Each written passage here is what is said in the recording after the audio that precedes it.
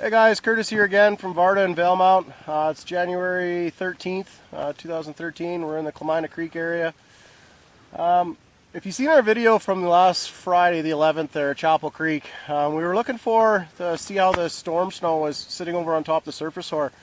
In Chapel Creek, we were only really testing in the upper alpine elevations. We did some trailside stuff, but the surface hoar wasn't really prevalent. Here in Clemina Creek, which is again just a little bit south of Valemount, BC, we're sitting in a cut block, about 1,700 meters, a northeast aspect.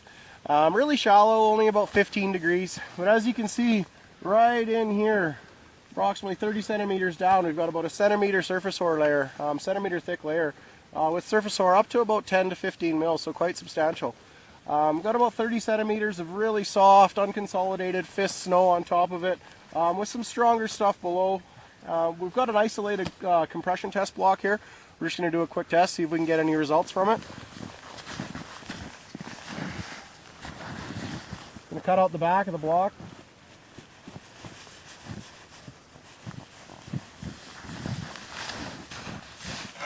Grab our trusty shovel.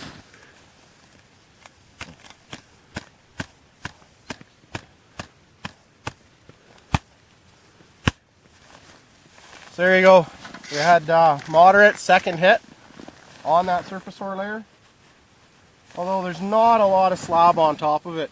But if I was to take this and put this into a steeper cut block, a steeper aspect, anywhere between 25, 35 degrees, I'd be quite concerned. We're going to get some reactivity on this layer, especially as this top slab stiffens up. So take this stuff, take this knowledge, bring it into the backcountry with you. Be prepared. Check avalanche.ca. Know what's going on around you. Okay, so we seen in our compression test there, we did have a failure on the surface hoar. It was a moderate result, on the low end of moderate, so something definitely to be concerned about. We couldn't get a real good glimpse of the crystal, but I wanted to show you guys. We're just going to dig into the layer in here, into that centimeter thick surface hoar layer. Try to isolate a bit of a crystal there. So this is the hard stuff that we're looking for. We're looking for those big, flat shaped crystals there, lots of striations in them. So that stuff grew early in January, and these tight little cut blocks here are a perfect surface hoar farm, so this stuff will grow where the winds don't pick up very heavily. So it's always something we need to be aware of. We're looking at that thing there. It's probably about 15 mil, 10 to 15 mil, so it's something that's going to last in this snowpack for a long time. So take that into consideration when you hit steep aspects, especially northeast aspects below tree line. Hey guys, Curtis here again. So you saw our quick little test there on a northeast aspect where we found some surface hoar buried under some of the new storm snow. We've now moved over on snowmobiles. We cover a lot of terrain. We've now moved over to a southerly aspect, and we just want to get out our shovel. It takes 2 minutes, have a look, see what we can find.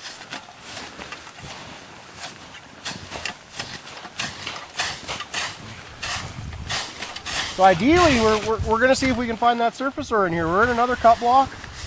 We're in another sheltered area. We want to see if that surface hoar exists in here as well.